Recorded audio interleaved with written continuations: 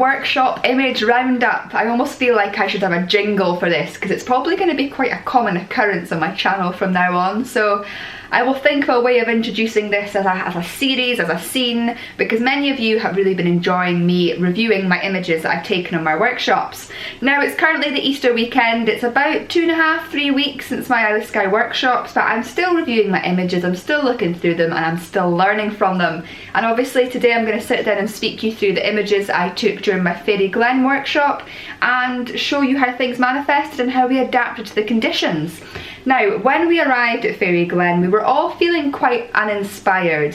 I did a tour around the scene, showed my clients the best places to take images, and the fact that there was so much more going on in Fairy Glen that many people miss and are unaware of. So there's a very iconic scene in Fairy Glen which everybody shoots, and I also shot it during this workshop, which you can see now.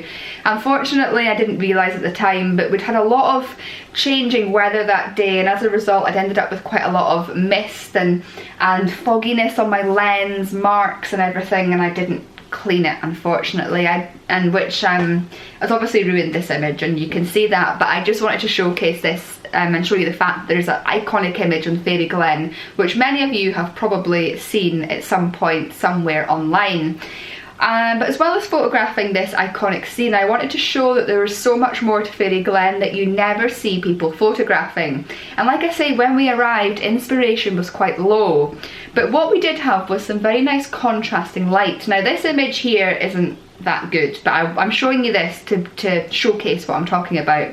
We had this very strong light that was casting on the rocks and all the rocky outcrops and the landscape that was surrounding us, and I loved the contrast and the diversity that it was causing and the 3D effect that it was putting into photographs.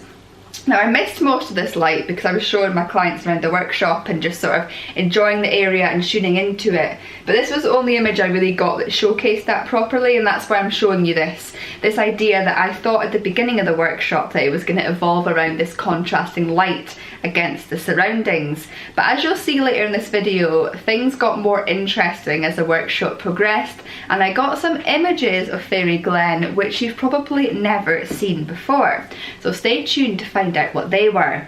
But this is how the workshop started out, and this is what I thought the theme and the evening was going to progress around, this harsh contrasting light. But what I did, when inspiration was low at the start of the workshop, I decided to go off and do a bit of walking. I wanted to showcase the fact that although the light wasn't great at that moment, and although we weren't feeling inspired, I wanted to showcase that if you actually go out and just try and take images, that you might see things which you might not have thought about photographing while you're, sitting around waiting for the light to manifest.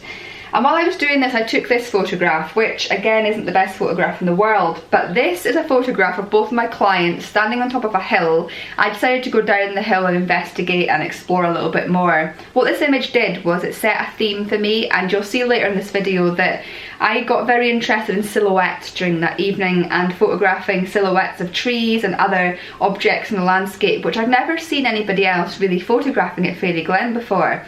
But although this image isn't that great, it showcases the fact that if you just go out and shoot and photograph things, that your inspiration and your mind can be transported and changed into something a little bit more interesting. And I hope that you can see that this is where, you'll see later anyway, this is where the theme for the evening and my photographs came from. Now probably my favourite image of the night is this image. So you saw the iconic photograph at the start a few minutes ago, but this image, what I did was I actually went on top of the mound and I obviously did a portrait shot of the path going up into the old castle.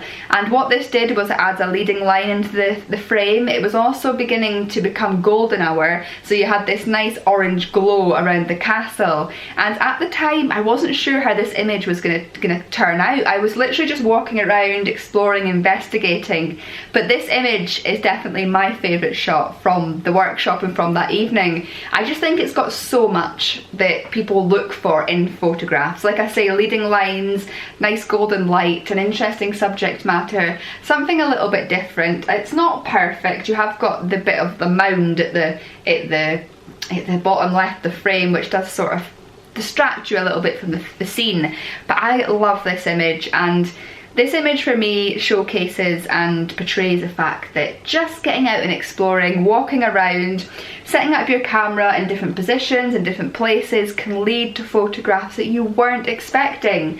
Like I say, I love this shot and I really hope that you guys like it as well. I then decided to do something a little bit different. So everybody shoots in that part of Fairy Glen that I keep mentioning, but I haven't seen many, if any, photographs from the other side of the castle. And by moving to the other side of the castle, although the scene, as in the landscape, isn't as interesting, it makes for more unique images. And there was a lot of bare trees or dead trees. I'm not sure if they were dead, but they didn't have any leaves on them at this point that we were there.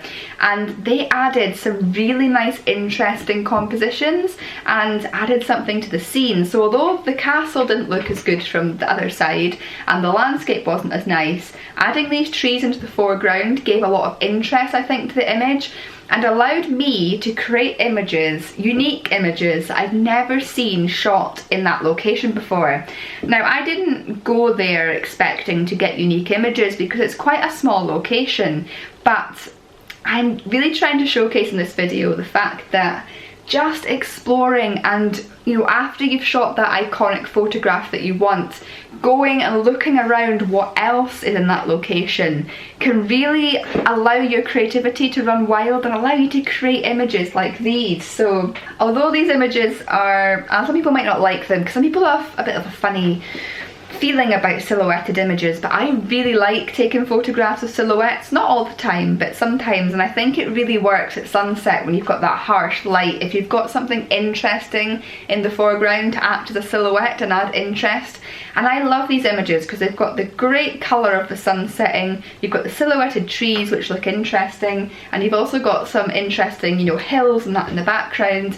It's adding that 3D effect, and I really like these images. It would be really interesting to hear what you guys think of this in the comments below. If any of you have ever been to Fairy Glen, have you ever considered shooting it from a part of the glen that you never see other photographers, or a part of the glen that you don't see many images taken from? Because if I showed these images without telling you that I was on Fairy Glen in Skye, how many of you would know that this was A, the Isle of Skye, and B, Fairy Glen? I'm not sure that you would, and some people might not like that because some people like knowing what location an image was shot at, but I also like showing that there's more to that location than the iconic shots and the iconic themes and landscapes, and I hope that these images show that.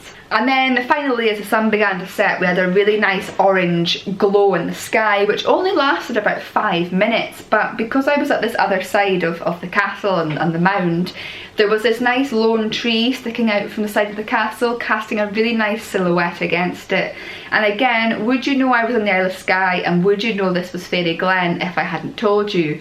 Probably not, but what this showcases is that zooming into a landscape, I think I zoomed quite far into this scene, when probably about, I think it was about 100mm or so I zoomed into this scene, and it just shows that sometimes honing in on a particular theme or a particular subject in the landscape can add some interest to your images and get you to take images that you may not always think of. Like, I love taking the grand vistas, the grand scenes in a landscape, but sometimes if that's not working, which it wasn't really that night for some reason, the light wasn't, although it looks good in these images, it wasn't casting in the best of positions, and it was really difficult to get it on the landscape like I'd envisaged it would be.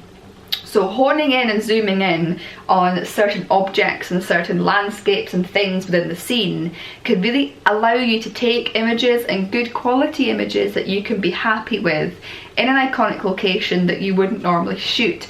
And this is what I want to portray in this video. Both myself and my clients found Fairy Glen a challenge. We found it quite uninspiring that evening. Now, I've been there a few times in the past and I found it quite inspiring, and that's why I decided to do a workshop there, and I would definitely do a workshop there again in the future. But what I found that night was, although the scenes that I thought we'd be shooting and that I thought would be really inspiring and influential, they weren't. but by looking deeper into the landscape and looking at the more intimate details, looking at parts of the glen that not many people shoot and that you very rarely see photographs from, it opened up new and interesting opportunities. So next time you're in a location and you're looking around and you're not feeling inspired, the scene or the image that you wanted to take isn't happening. Either the light's not there, the place is overcrowded with other tourists or people, you're just not feeling it. Look closer into the landscape, look at parts of that landscape, that location that you wouldn't normally look at, that you wouldn't normally shoot. And I can guarantee that opportunities will open up that you weren't expecting, and that you will hopefully go home with some images that you can be reasonably happy with, when normally you'd probably just turn up and go, I'm not feeling it tonight, the light's not right. I might take an image of this shot that I wanted to and then go home. You can do that, or you could stay for a little while longer, look closer into the landscape and shoot other things. Well, that's the end of another workshop image roundup. I hope you've enjoyed this one again. I hope you've learned something from it, and I hope you feel inspired to look deeper into the landscape next time you're out with your camera. As always, I want to say a huge thank you for watching. In the next episode, you will see me doing some astrophotography at the cottage that I stayed at on Skye. It was a beautiful starry night on our last night, and I got out and took some images of the cottage, which I am really, really happy with. So if you like Skye, you like Scotland, you like the night sky, and you like astrophotography, the next episode is definitely for you. So yeah, I'll hopefully see you all then. If you want to come along to one of my workshops and see beautiful parts of Scotland with your own eyes, get out and shoot them and learn something by being there in person, I've got plenty of workshops coming up in the next few months, including a summer solstice wild camp and a hike up Stack Polly. So head along to my website now, have a look at what's happening, and feel free to come along. I'd love as many of you to get out and enjoy Scotland with me as possible. I'll see you all again next time.